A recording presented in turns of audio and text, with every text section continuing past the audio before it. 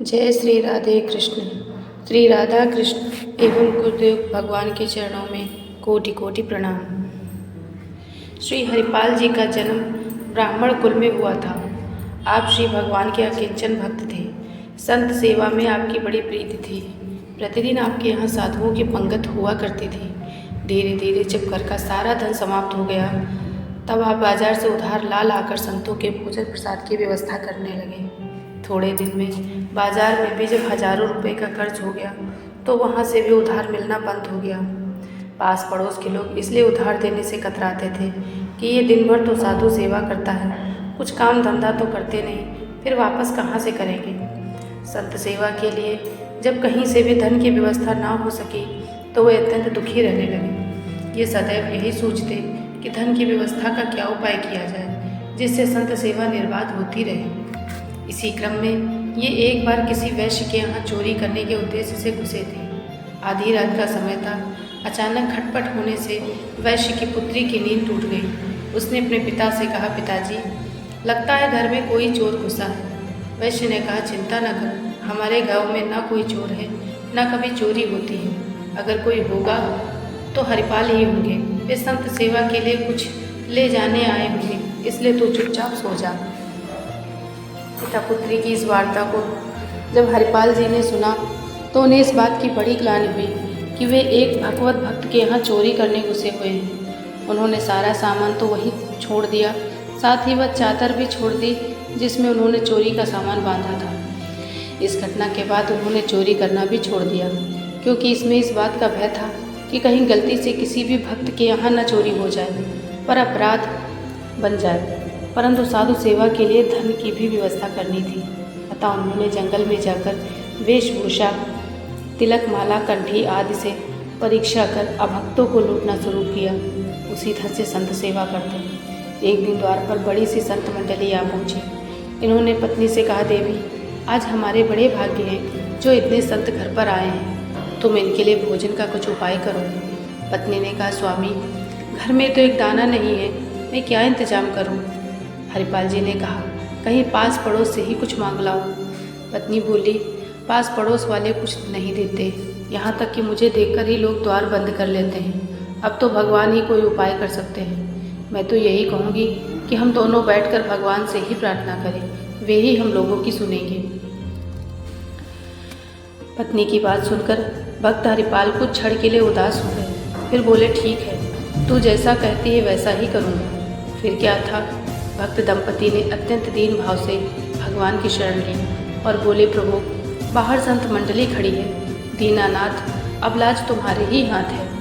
इधर अपने निष्किंचन और संत सेवी भक्त हरिपाल को चिंतित जान द्वारिकानाथ भगवान श्री कृष्ण व्याकुल हो गए। भक्त की चिंता ही भगवान की चिंता होती है और उसका निवारण करना ही उनका कार्य।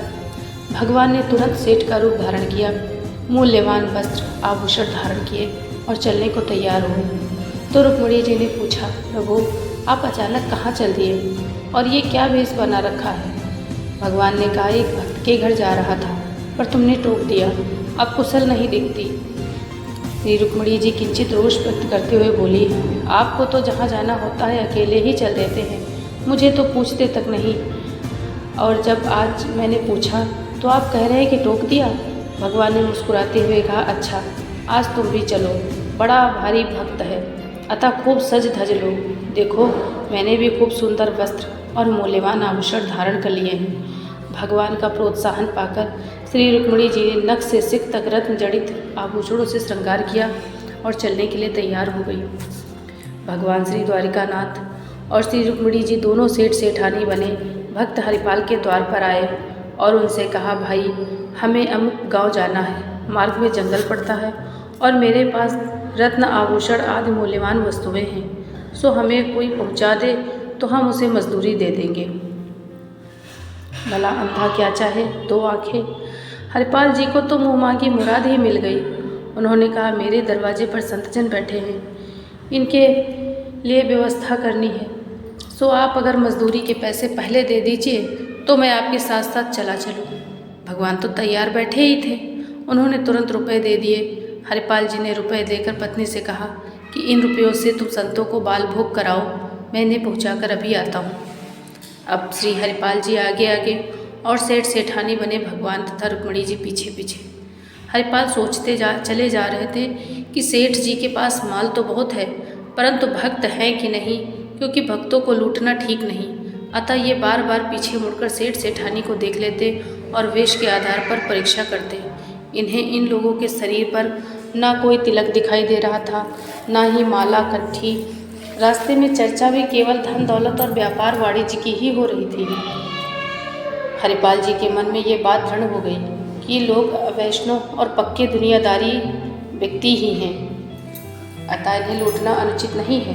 ये विचार कर जब निर्जन सुनसान जंगल में पहुँचे तो सेठ सेठानी के गर्दन पर भाला रख दिया और गरज कर बोले, जो भी तुम लोगों के पास हो उसे निकाल कर रख दो, नहीं तो बेमौत मारे जाओगे। तुम लोगों को मालूम नहीं मेरा नाम हरिपाल है। भगवान ने कांपते हाथों चुपचाप जल्दी जल्दी सारे आभूषण उतार दिए। आखिर वे तो आए ही थे, इसीलिए।